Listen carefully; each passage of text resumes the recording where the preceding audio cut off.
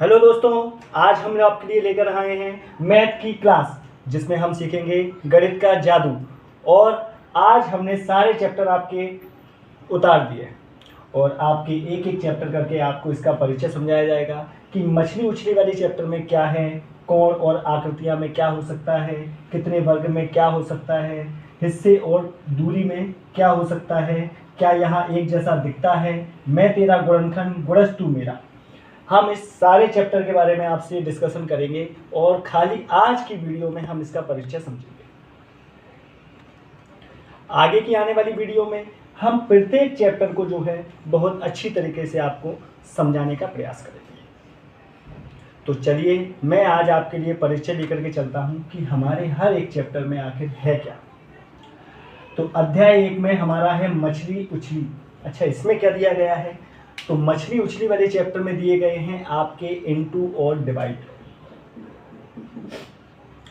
NCERT का ये chapter है। तो एनसीईआरटी का उद्देश्य है कि किसी बच्चे की समझ को विकसित करना। एनसीईआरटी का प्रमुख उद्देश्य हो गया हमारा कि भैया आप जो बच्चे हैं उनकी समझ को थोड़ा सा विकसित कीजिए। अब समझ कैसे विकसित हो, हमारे सामने ये मुसीबत आ जाती है। तो टीचर क्या करते हैं कि खाली इनटू या डिवाइड करा करके उस प्रॉब्लम को सॉल्व कर देते हैं। लेकिन बच्चों के सामने जब ऐसे चैप्टर आ जाते हैं कि मान लो जिसमें लैंग्वेज दी गई है और लैंग्वेज वाले सवाल दिए गए हैं और लैंग्वेज वाले सवाल को हर एक बच्चा नहीं समझ पाता, तो हम उसको अंडर लाइन बाई लाइन के हिसाब से हम पूरे चैप्टर को समझाने का प्रयास करेंगे और एक एक चैप्टर को आपको बहुत अच्छी तरीके से समझाएंगे। तो हम बात कर रहे हैं मछली उछली की। तो मछली उछली वाले चैप्टर में आपके बताया गया है कि भाई किस तरीके से मछली का व्यापार जो है भारत में है और मछली का व्यापार कहाँ से होता है। दूसरी चीज़ क्या है कि मछलियों का प्रोडक्शन कितना है इंडिया के अंदर, मछलियों का इंपोर्ट और एक्सपोर्ट कितना है इंडिया के अंदर। दूसरी चीज़ है कि मछली के उत्पादन के ऊपर कितने मछुआरे डिपेंड हैं। और तीसरी चीज़ इसमें यह भी आ रही है कि भैया कैलकुलेशन को भी लेकर के बहुत ज़्यादा बात की गई है कि इसमें कैलकुलेशन किस टाइप से होगी, आपकी आकृतियाँ कैसे बनाई जाएंगी, क्या आप किसी आकृति के बारे में जानते हैं और उस आकृति के हिसाब से आप मछलियाँ बना सकते हैं। वर्ग है, ट्रायंगल है, इसके हिसाब से आपको मछलियों का चित्र बनाने हैं। तो एनसीईआरटी में ज़्यादातर क्रियाकलाप दिए गए हैं। आप इतना माइंड पे प्रेशर मत लो कि भी हम इसको कर नहीं पाएंगे। हम सारे चैप्टर को समझेंगे, हम सारे चैप्टर को करेंगे। दूसरी चीज़ है कोण और आकृतियाँ। अब कोण और आकृतियाँ क्या है कि आकृतियाँ तो सभी जानते हैं कि भाई कोई पिक्चर हो सकती है, किससे रिलेटेड, भाई वर्ग से रिलेटेड हो सकती है, त्रिभुज से रिलेटेड हो सकती है, एंगल से रिलेटेड हो सकती है। तो कहने का पर्पस ये है कि भैया कोण और आकृति में क्या होगा। तो कोण का मतलब होता है एंगल और आकृति का मतलब होता है चित्र। इसमें खाली हमको कोण बनाना है चित्र के हिसाब से कि चित्र में किस तरीके का कोण बनाना है, कितने डिग्री का कोण बनेगा, कितने डिग्री का नहीं बनेगा। तीसरा चैप्टर है वर्ग, कितने वर्ग। अच्छा, वर्ग कौन कौन जानता है? तो वर्ग एक तो ये भी होता है, इसको अपन स्क्वायर बोलते हैं। क्या बोल देते हैं? Square, SQUARE, square. स्क्वायर का हिंदी वर्ग हम करेंगे तो इसको बोलते हैं वर्ग। वर्ग का मतलब क्या होता है? मान लो मैंने आपके सामने एक संख्या रखी है 1, 1 के ऊपर मैंने लगा दिया वर्ग। वर्ग का क्या होता है कि भैया 2 लगाना है अपन को केवल। घात जिसको बोलते हैं इंग्लिश में डिग्री, घात हमने 2 लगा दिया। अब इसका मान क्या होगा? तो मैं आपको बता रहा हूं कि इसका मान 1 ही होगा, क्योंकि 1 × 1 बराबर क्या होता है? 1। अब मान लो आपके सामने 2 आ गया और 2 पर मैंने वर्ग लगा दिया तो क्या हो जाएगा? 2 × 2 बराबर 4। इस तरीके से 3 है, 4 है, 5 है, इस तरीके से हम उस पर वर्ग लगाते जाएंगे और इस तरीके से उसका मल्टीप्लाई करते जाएंगे कि भैया 3 × 3 बराबर 9 होता है और 4 × 4 बराबर 16 होता है और 5 × 5 बराबर 25। वर्ग के हिस्से में आपको ये छोटे स्तर पर समझाया गया है, लेकिन समझाया जरूर जाएगा आपको ये सारे चैप्टर। अब आप मेरी एक बात सुनिए कि 4th चैप्टर में क्या है, हिस्से और पूरे। अब हिस्से कौन से होते हैं भैया, पार्ट। मान लो मेरे पास 12 चॉकलेट है, 12 चॉकलेट में से मैंने किसी बच्चे को 6 चॉकलेट दे दी, तो मैंने उस 12 चॉकलेट के कितने हिस्से कर दिए, 2 हिस्से। अब मान लो किसी दूसरे के पास 6 टॉफियां हैं और 6 टॉफियां मेरे पास हैं। अब वो पूरी 6 दूनी 12 हो गई। अब 12 चॉकलेट वो जो है किसी दूसरे के पास आ गई, तो उसके पास हिस्सा क्या हो गया, पूरा हिस्सा पहुंच गया। अभी जो अधूरा हिस्सा था वो पूरा हो चुका है कि भैया मैंने अपनी भी टॉफी लेकर के उसको दे दी सामने वाले व्यक्ति को, तो उस पर पूरा हो गया और मैं क्या हो गया, निल हो गया। दूसरी चीज है, मान लो उस व्यक्ति के पास 12 है और मैं बैठा हुआ हूँ कि भैया मेरे पास कुछ भी नहीं है और मुझे लालसा है कि भाई मुझे टॉफी चाहिए चाहिए, खानी खानी। तो फिर मैं उस स्थिति में क्या करूँगा, अब उसका मन भी थोड़ा सा दयनीय हो गया कि भैया अब जो है इसको भी चॉकलेट दे दो, नहीं तो ये देखता रहेगा शकल हमारी। आ रही मेरी बात समझ में, कि शकल देखता रहेगा हमारी। तो उसके आधार पर उसने मुझे 6 चॉकलेट दे दी।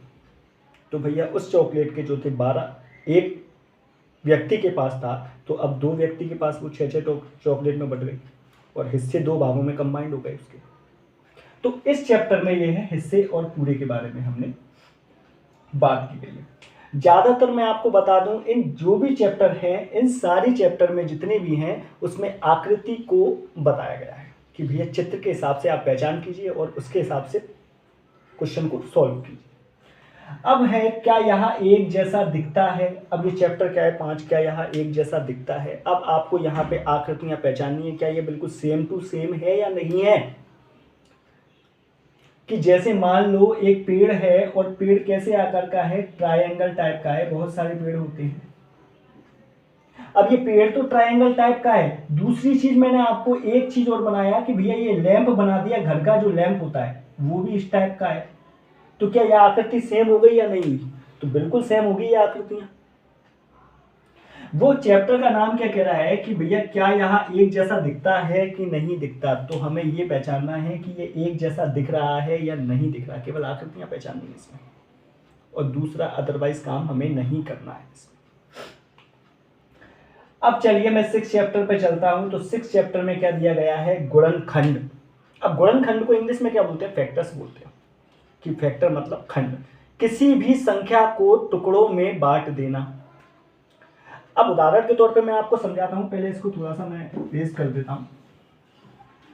उदाहरण के तौर पे मैं आपको समझाता हूं कि ये है क्या, गुणनखंड क्या होते हैं। तो गुणनखंड वो चीज होती है जिसमें हम किसी बड़ी संख्या को छोटे छोटे छोटे छोटे टुकड़ों में बांट देते हैं। जैसे कि मान लो कि मैंने आपको 20 जो है उसको छोटे छोटे टुकड़ों में बांटना है, तो कैसे बांटूंगा, तो 20 के मैं फैक्टर्स कर दूंगा कि 20 का 2 से भाग लगा करके 10 कर दूंगा, फिर इसका 2 से भाग लगा करके मैं इसको 5 कर दूंगा। अब 5 तो भाई 5 से ही जाएगा, तो 5 एकम 5 हो जाएगा। अब इसके फैक्टर्स कितने हो गए, 2 इंटू 2 इंटू 5, यानी 5 2 जा 10 और 10 2 जा 20, ये इसके फैक्टर्स हो गए। किसी भी बड़ी संख्या को छोटे छोटे टुकड़ों में बांट देना, उसको हम क्या बोलते हैं, फैक्टर्स बोलते हैं, यानी कि गुणनखंड बोलते हैं। दूसरी चीज क्या है, गुणज तू मेरा।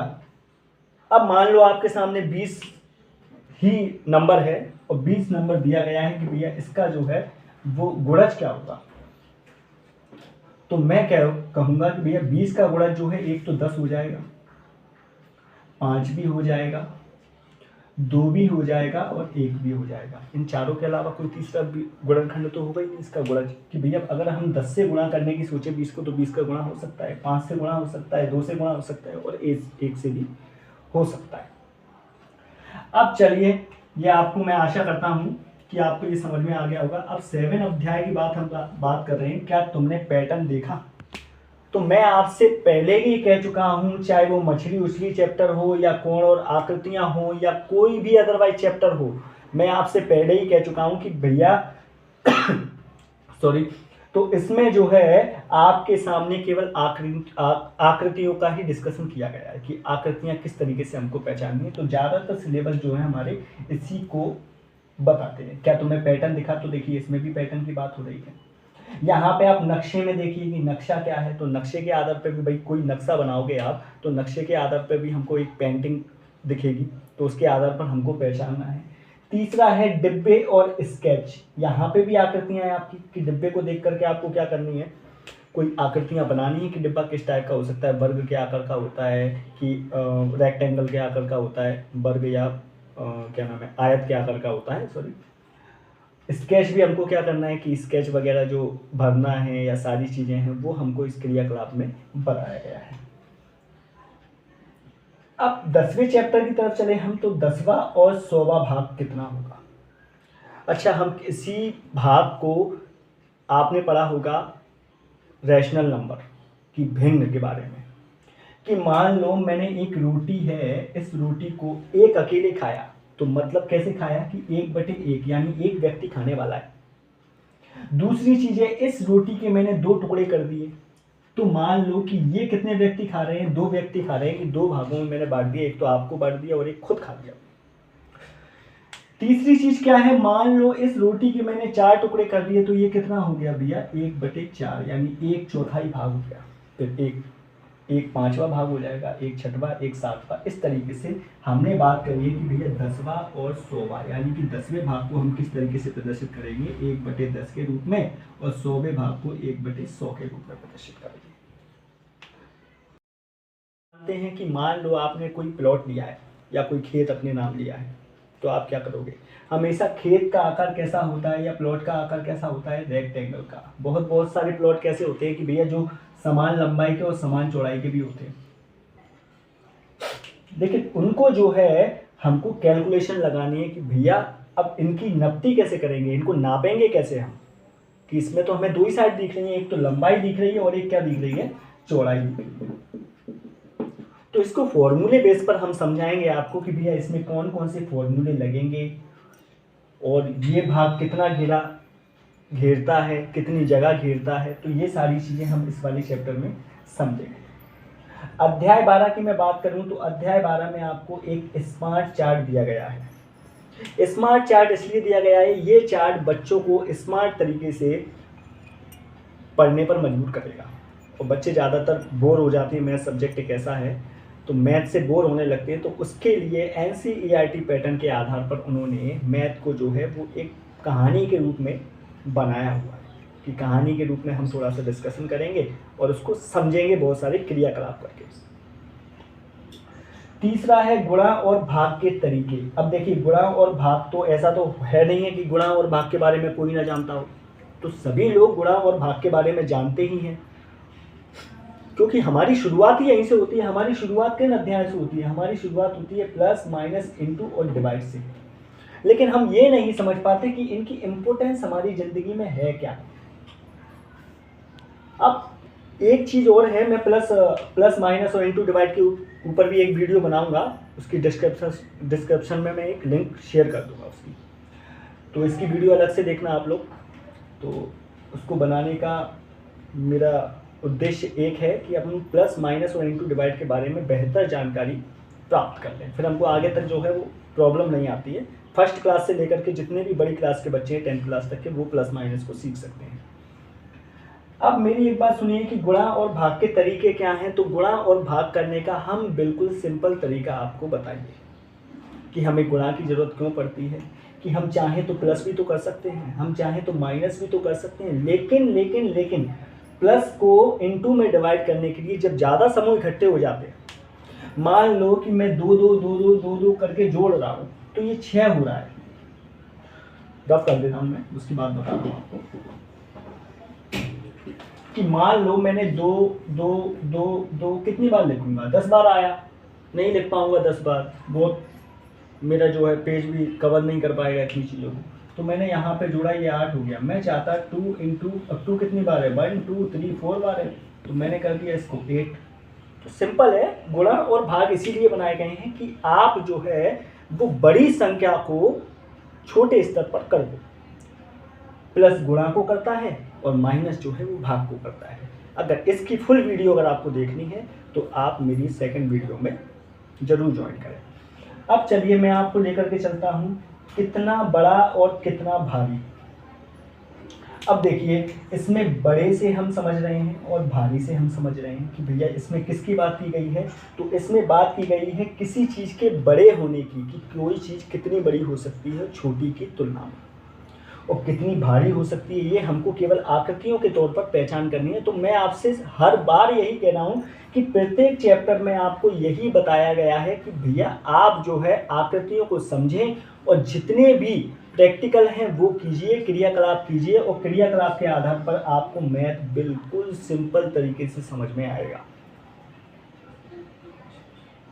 तो इसके लिए मैं आपसे कामना करता हूँ कि आज हमने जो मेहनत की है तो उसका रिजल्ट भी हमको थोड़ा सा मिलना चाहिए। तो प्लीज़ आप लोग जो है इस चैनल को बहुत ज़्यादा सब्सक्राइब करें और लाइक करें, शेयर करें। धन्यवाद।